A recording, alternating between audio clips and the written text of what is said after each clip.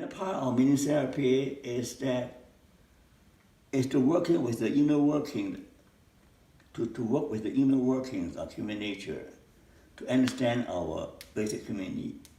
So I often ask my clients whether they have a meaningful work, whether they have a good relationship, and whether they have a spiritual element in their lives. We're made for that.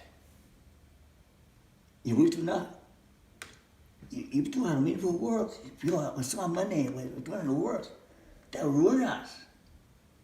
If we do not work, then our brain will die. So meaningful work is part of make us feel alive, make us feel like meaningful. Work contributes to flourishing. Relationship is also a big part of our life. We are social animals. We are wired for relationship. So we need to cultivate relationship. But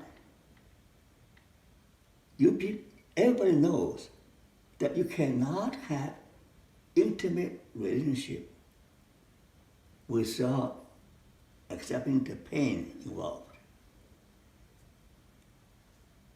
Other people is hell, other people is our heaven. Your spouse is your heaven, your spouse can also be your hell. Because the person closest to you can hurt you most.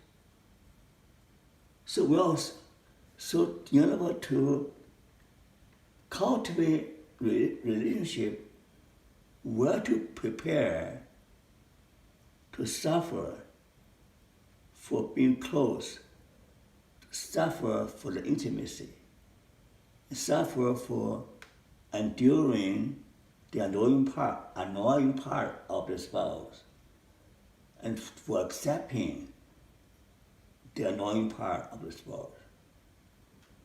So there's no perfect human being. So we all have our limitations. We all have our problems. So therefore, you cannot suffer. So love is not suffering. You cannot accept other people's fault. They can never have a good marriage. I end up divorced. I'll marry another one. If I can't stand that, I'll marry another one.